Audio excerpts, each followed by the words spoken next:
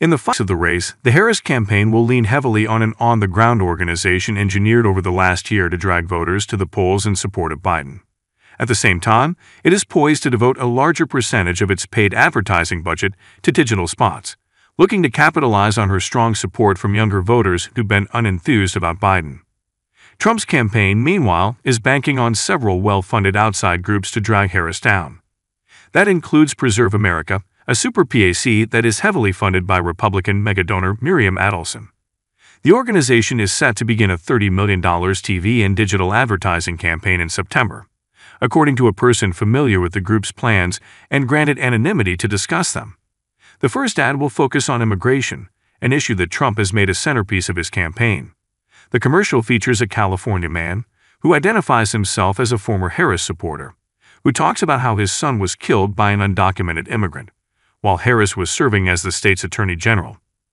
Kamala's honeymoon is over, and we plan to provide her with the worst September she's ever had, said Dave Carney, the longtime Republican strategist and senior advisor to the Preserve America Super PAC. The second phase of our advertising will make her socialist intentions abundantly clear to every voter she's trying to do. Another pro-Trump Super PAC, Right for America, is set to begin a $60 million ad campaign beginning in September. The group's first commercial similarly targets Harris on immigration. The Harris campaign will be deploying its own artillery. It has reserved $370 million in TV ads to reach battleground voters over the campaign's final 9 weeks. And much of that spending will aim to focus voters on Project 2025. While Trump has sought to distance himself from the policy template, this spot, which is also airing in Trump's home market of Palm Beach, Florida, in a playful jab at the GOP nominee, highlights the former president's own comments about exacting revenge on his enemies should he win the White House again. Future Forward, the primary Democratic Super PAC backing Harris, is also poised to spend $300 million on TV and digital ads before the campaign's end. Much of the Democrats' anti-Trump messaging has focused on reproductive rights and the former president's appointment of 3 conservative justices necessary to overturn Roe v. Wade in 2022. That issue, which helped Democrats avoid the typical midterm wipeout later that year, and has galvanized women to defeat additional restrictions on abortion rights even in red states like Kansas, appears to be a major liability for Trump. One he looked to neutralize last week with a surprising announcement that if elected, he would make IVF procedures free for everyone. It's unclear if that will help Trump close the ballooning gender gap in the race, with polls showing Trump losing even more ground with women voters now that Harris is the Democratic nominee. Trump, who featured Hulk Hogan at the Republican convention in July, hopes to offset that with an aggressive effort to build up support among young men. According to a Quinnipiac University survey released last week, Trump is leading Harris among men, 57% to 39%.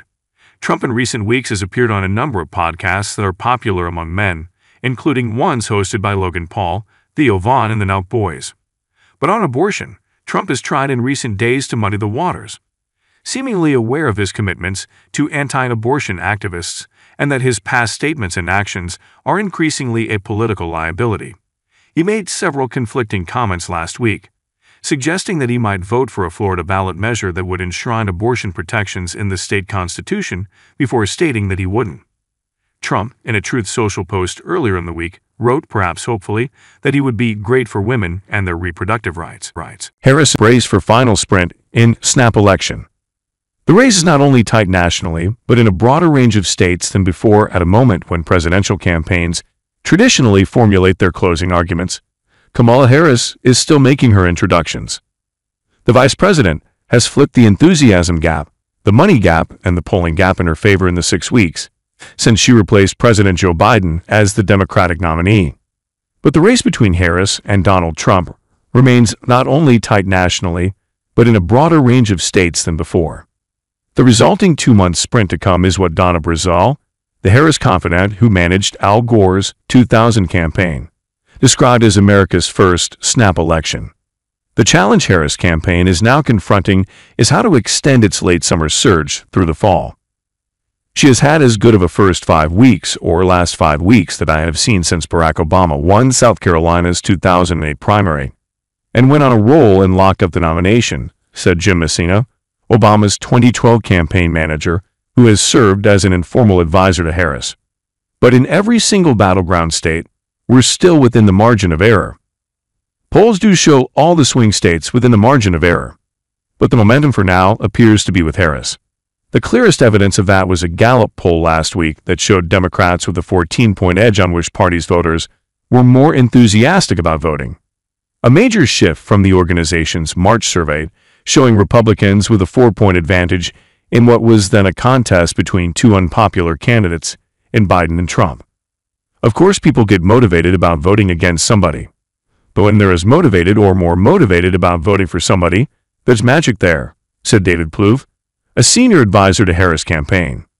Trump, who has yet to find an attack on Harris that sticks, enters next week's head-to-head debate in a far less comfortable position than when he left the stage after pummeling Biden on June 27. It may be his best remaining opportunity to blunt his opponent's momentum and change the trajectory of the race, and a misstep by Harris on that stage or any other could do just that. I always felt Labor Day was going to be about the time the Kamala sugar high starts burning off, said Jason Rowe, a Republican strategist and former executive director of the state GOP in Michigan. It's gone on for too long, and there's not a lot more left to propel it. While for weeks, Rowe said, Harris benefited from being a little bit undefined. Republicans' efforts to highlight her shifting policy positions mean she's now going to get a little definition. The debate, he said, may be one of the few opportunities that Trump can put her on defense. But if Harris doesn't falter next week, there's reason to believe that she may be uniquely positioned to expand her numbers with swing voters in key states. Unlike Biden or Trump, one president and one former president, and both fixtures in politics for years, Harris' candidacy is so new that a quick introduction, followed by comparatively minimal vetting by the electorate, may benefit her.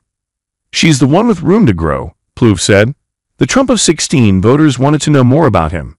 Now, when Trump goes out there and campaigns and does interviews, it's questionable how helpful it is. With Harris, it's very helpful. We have a market of voters out there who want to know more about her. The enthusiasm Harris has ignited, all the more apparent coming after months of tepid support for Biden, has reminded some Democrats of Obama's 2008 run, which many described as more of a movement than a mere political campaign. What happens with a movement is they don't wait for the campaign high command to send them buttons and posters. They do it themselves, Brazile said. They don't wait for the campaign to organize rallies. They do it themselves. The vice president has a movement behind her and can use it to her advantage. That's the reason Harris' candidacy has uncorked a fundraising gusher. More than $540 million raised since her launch, and improved her standing in a number of swing state polls. So far, she has succeeded in making herself, an incumbent vice president, as much of a change candidate as Trump, who has struggled to adapt to his new opponent. The obstacle for Harris is that Trump's 2016 campaign was nothing short of a movement as well. And in many red swaths of the country, and, significantly, battleground states, it remains so. 8 years after Trump won the White House, he has remade the GOP in his image, turning the Republican National Committee into a family-run subsidiary after quashing most of the Republican resistance to his MAGA movement, at least among elected officials. Even Harris' allies acknowledge how close the race remains. As Brazile put it, this election is far from over. Harris' campaign believes she has multiple paths to securing the 270 electoral votes it takes to win the White House. Her recent swings through Arizona, Nevada, North Carolina, and Georgia underscored the sudden competitiveness of states that Trump, when he was opposing Biden, appeared to have locked up. But her standing in the blue wall states of Pennsylvania, Michigan, and Wisconsin, where blue-collar whites account for more of the electorate, remains unclear. On Monday, she appeared with Biden, still popular with working-class whites and union members, during a Labor Day parade in Pittsburgh.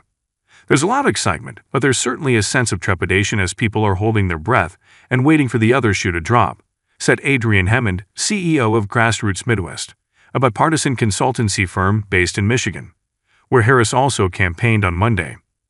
Democrats are clearly excited, he said. They're in a much better spot than they were in that regard. But there's a great deal of apprehension about whatever weird thing may happen next. Jen O'Malley Dillon, who is guiding Harris' campaign, described the Democratic ticket as clear underdogs in a memo released Sunday that predicted voting margins in the top battleground states will be razor-thin again.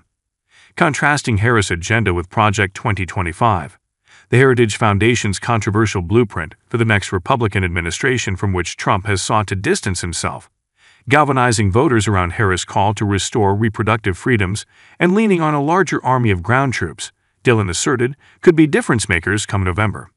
We maintain multiple pathways to 270 electoral votes and are growing strength across the types of voters who decide elections in every battleground, she wrote. Despite the clear shift in the race over the last several weeks, Trump advisors say they have more paths to victory than Harris does. They have argued that if Trump can win North Carolina, which he won in 2016 and 2020, and pick off Pennsylvania and one other state that Biden won 4 years ago, he will cross the 270 electoral vote threshold. Another possible route, they say, is sweeping the 4 competitive Sunbelt states, North Carolina, Georgia, Arizona, and Nevada. That would force Harris to sweep the Rust Belt states, including Pennsylvania, where surveys have shown a virtual tie. Trump campaign senior advisor Chris LaCivita described Harris as the incumbent in the race, reflecting the campaign's effort to tether the vice president to Biden. In her TV interview last week, he said, Harris defended her and Biden's handling of the worst economic conditions in a generation, owning all of them.